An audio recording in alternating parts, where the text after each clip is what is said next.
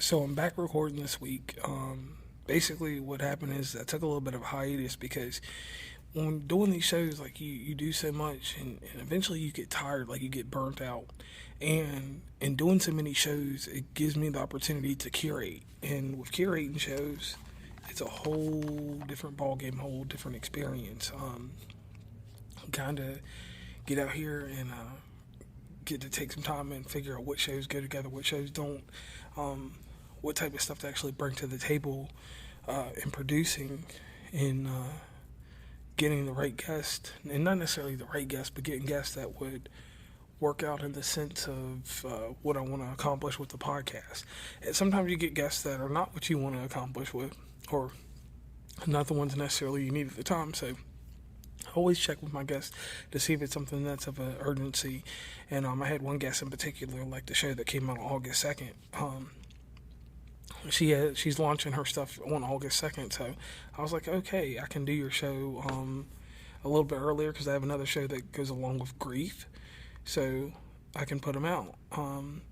When that doesn't happen, I have to be resourceful and see what I have in the tank and what I don't have in the tank.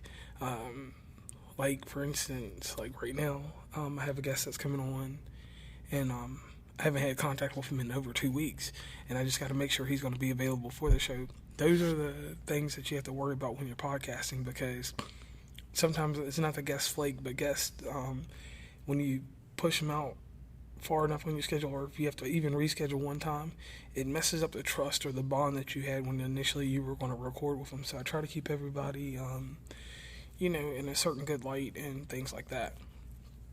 But there are times that I can't do that, and that's when it gets hard and gets frustrating, because I've had some guests that I was supposed to record with in January that I just recorded with in July, and I always tell them that always usher in another podcast or something that's similar that could work for them, because other podcasters, like I said, we're all doing the same thing, like King Germ and Uncle Dolomite say, like, we're all doing the same thing on the mic, just with a different twang and a different twist to how we say it. So those have been the kind of things that I've just been watching out and trying to be decent to my guests and like, hey, I can get your show out here, or let me hold on to your show for a little while, and then we'll get it out when the timing's right.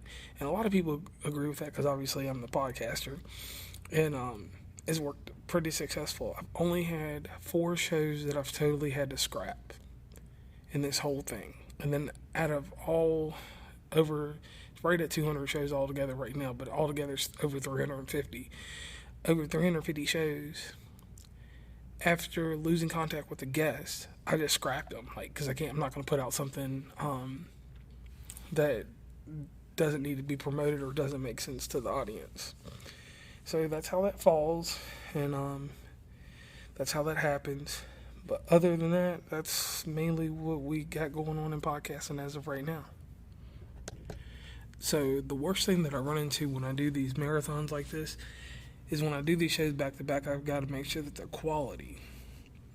And that is the hardest thing for me to keep up when I'm doing these shows. So what I do is I check to see what's going on that's important with the person during the conversation. Like tonight, for instance, lady's husband or boyfriend had been murdered, so she still did the interview with me, but I had to cut it short because I didn't feel like I was getting the best episode I could get out of her.